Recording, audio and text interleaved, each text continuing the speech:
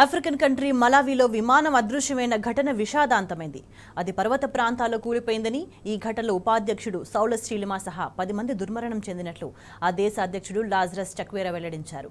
గల్లంతైన విమానం శకలాలను గుర్తించామని, అందులో ఎవరూ ప్రాణాలతో లేరని చెప్పారు. మలావి ఉపాధ్యక్షుడు మరో 9 మందిని తీసుకెళ్తున్న సైనిక విమానం జూన్ 10న అదృశ్యమైంది. రాజధాని లిలోంగ్వే నుంచి బయలుదేరిన ఆ విమానం 370 కిలోమీటర్ల దూరంలోని జుజు అంతర్జాతీయ విమానాశ్రయంలో దిగాల్సి ఉంది. ప్రయాణ సమయం 45 నిమిషాలు. అయితే ప్రతికూల వాతావరణం కారణంగా అక్కడ దిగొద్దని, తిరిగి లిలోంగ్వేకు వెళ్లిపోవాలని ఏటీసీ సూచించింది. ఈ క్రమంలోనే రాడార్తో విమానం సంబంధాలు తెగిపోయాయి.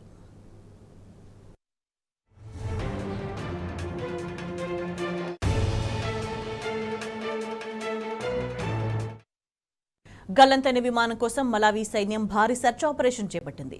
ప్రతికూల వాతావరణం ఉన్నప్పటికీ వందల మంది సైనికులు, పోలీసులు, అటవీ అధికారులతో ముమ్మరంగా గాలించింది. పొరుగు దేశాల హెలికాప్టర్లు, డ్రోన్లను రంగంలోకి దించింది. అంగోలా దేశ అంతరిక్ష కేంద్రం సహాయాన్ని కోరింది. అమెరికా, బ్రిటన్, నార్వే, ఇజ్రాయెల్ కూడా సహాయం అందించేందుకు ముందుకొచ్చాయని మలావి ప్రభుత్వం వెల్లడించింది. ఈ క్రమంలోనే కూలిపోయిన విమాన శకలాలను గుర్తించినట్టు తెలిపింది.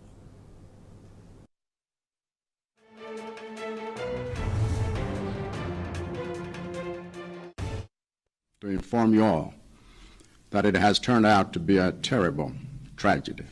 The search and rescue team has found the aircraft near a hill in the Chikangawa forest, and they have found it completely destroyed with no survivors, as all passengers on board were killed on impact. Words cannot describe how heartbreaking this is, and I can only imagine how much pain and anguish you all must be feeling at this time.